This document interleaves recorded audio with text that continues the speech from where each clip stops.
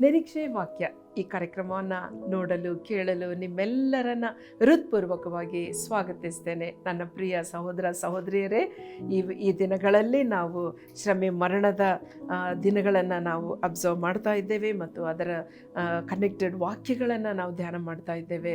ಯೇಸು ಸ್ವಾಮಿ ಯಾವ ರೀತಿಯಾಗಿ ಆತನು ನಮ್ಮ ಪಾಪಗಳಿಗೋಸ್ಕರ ನಾವು ಪಡುವಂಥ ಒಂದು ಶಿಕ್ಷೆಯನ್ನು ಆತನು ನಮ್ಮ ಸ್ಥಳದಲ್ಲಿ ನಿಂತು ನಮ್ಮ ಪಾಪದ ಸಾಲ ತೀರಿಸಿದ್ದಾನೆ.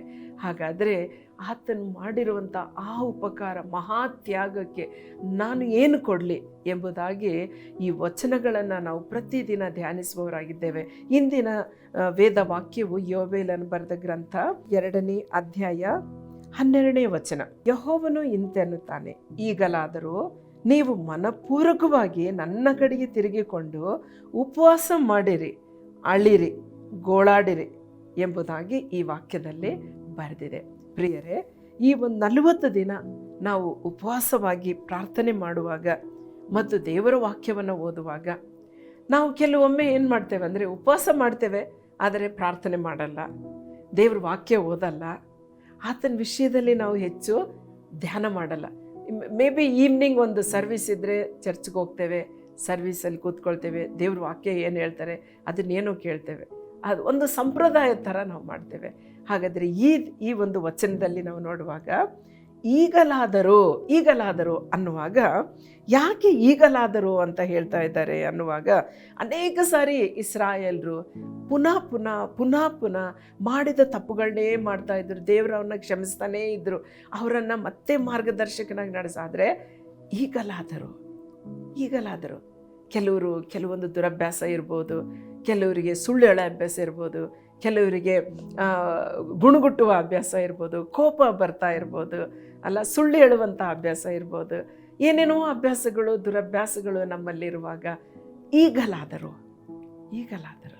ಈ ದಿನಮಾನಗಳಲ್ಲಿ ನಾವು ಏನು ಮಾಡಬೇಕು? ದೇವ್ರ ವಾಕ್ಯದಲ್ಲಿ ಹೇಳ್ತಾ ಇದೆ, ನೀವು ಮನಪೂರ್ವಕವಾಗಿ ನನ್ನ ಕಡೆಗೆ ತಿರುಗಿಕೊಂಡು ಮನಪೂರ್ವಕವಾಗಿ ಅನ್ನುವಾಗ ಅನೇಕ ಸಾರಿ ನಾವು ಮಾಡಿರುವಂಥ ತಪ್ಪುಗಳು ನಾನು ಮಾಡ್ತಾ ಇದ್ದೇನೆ, ನಾನು ಇದನ್ನು ಬಿಟ್ಟು ಬಿಡಬೇಕು, ಯಾಕೆ ಹೀಗೆ ಎಂಬುವಂಥ ವಿಷಯ ನಾವು ಆಲೋಚಿಸಲ್ಲ. ನಾನು ಇರೋದೇ ಹೀಗೆ, ನಂದು ಟೆಂಪ್ರಮೆಂಟೇ ಹೀಗೆ ಅಂತ ಹೇಳಿ ನಾವು ಅದನ್ನು ತಳ್ತಾ ಇರ್ತೇವೆ. ಯೇಸುಸ್ವಾಮಿ ಹತ್ರ ಬರೋ ಬದಲು ನಾವು ಪಾಪದಲ್ಲೇ ಜೀವಿಸ್ತಾ ಇರ್ತೇವೆ. ಅದಕ್ಕೆ ದೇವ್ರ ವಾಕ್ಯದಲ್ಲಿ ಹೇಳುವಾಗ ದೇವರು ಒಂದು ಚಾನ್ಸ್ ಕೊಡ್ತಾನೆ. ಈಗಲಾದರೂ ನಾವು ದೇವರ ಕಡೆಗೆ ಮನಪೂರ್ವಕವಾಗಿ ತಿರುಗಿಕೊಳ್ಳೋಣ ಮತ್ತು ಉಪವಾಸ ಮಾಡಿರಿ. ಉಪವಾಸ ಮಾಡೋದ್ರಿಂದ ಏನಾಗುತ್ತೆ? ದೇವರು ಒಂದು ಬೇಗ ನಮಗೆ ಉತ್ತರ ಕೊಡ್ತಾನೆ ಅಂತಲ್ಲ, ನಮ್ಮ ಶರೀರದಲ್ಲಿರುವಂಥ ಆಶೆಗಳು ಕಡಿಮೆ ಆಗಿಬಿಡ್ತವೆ ಉಪವಾಸ ಇದ್ದಾಗ. ಆವಾಗ ಒಳಗಡೆ ಇರುವಂಥ ಆತ್ಮ ಅದು ಬಲ ಹೊಂದುವಂಥದ್ದಾಗಿದೆ. ಉಪವಾಸದಲ್ಲಿ ದೊಡ್ಡ ಒಂದು ಜಯ ಇದೆ. ಅದಕ್ಕೆ ಯೇಸುಸ್ವಾಮಿ ಉಪವಾಸ ಮಾಡಿದ್ದಾರೆ, ಮೋಶೆ 40 ದಿನ ಉಪವಾಸ ಮಾಡಿದ್ದಾರೆ, ಮತ್ತು ಅನೇಕ ಸೇವಕರು, ಈವನ್ ಪೌಲನು ಮತ್ತು ಆತನ ಶಿಷ್ಯರು, ಯೇಸುಸ್ವಾಮಿ ಶಿಷ್ಯರು ಉಪವಾಸ ಮಾಡಿದ್ದಾರೆ.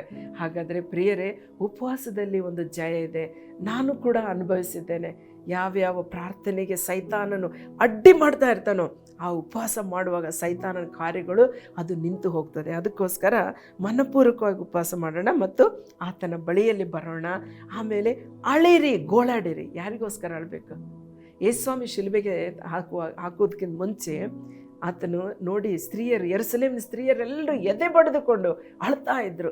ಯಾಕೆ? ಯೇಸುಸ್ವಾಮಿ ನೋಡಿ, ಆತನು ಪಡುವ ಕಷ್ಟ ನೋಡಿ. ಆದರೆ ಯೇಸುಸ್ವಾಮಿ ಹೇಳಿದರು, ನನಗೋಸ್ಕರ ಅಳಬೇಡಿ, ನಿಮಗೋಸ್ಕರ, ನಿಮ್ಮ ಮಕ್ಕಳಿಗೋಸ್ಕರ ಅಳಿರಿ. ಯಾಕೆಂತಂದರೆ ನಮಗೋಸ್ಕರ, ನಮ್ಮ ಮಕ್ಕಳಿಗೋಸ್ಕರ, ಮನುಷ್ಯರಿಗೋಸ್ಕರ ಯೇಸುಸ್ವಾಮಿ ಆ ಕಷ್ಟಪಟ್ಟಿದ್ದಾರೆ. ಒಂದು ವೇಳೆ ನಾವು ಒಳ್ಳೆಯವರಿದ್ದರೆ ಯೇಸುಸ್ವಾಮಿ ಶಿಲುಬೆಗೆ ಹೋಗೋ ಅವಶ್ಯಕತೆ ಇರಲಿಲ್ಲ. ಪ್ರಿಯರೇ, ಮತ್ತೆ ನಾವು ಅದನ್ನೇ ಮಾಡಿ ಶಿಲುಬೆಗೆ ಹಾಕಬಾರ್ದು. ನಾವು ಯೇಸು ಸ್ವಾಮಿ ಹತ್ರ ಬಂದು ಈ ದಿವಸ ಪ್ರಾರ್ಥನೆ ಮಾಡೋಣ. ಸ್ವಾಮಿ, ನನ್ನನ್ನು ಕ್ಷಮಿಸು, ನಾನು ಮಾಡುವಂಥ ವಿಷಯಗಳು ತಪ್ಪಾಗಿವೆ ಎಂಬುದಾಗಿ ಪ್ರಾರ್ಥನೆ ಮಾಡೋಣ.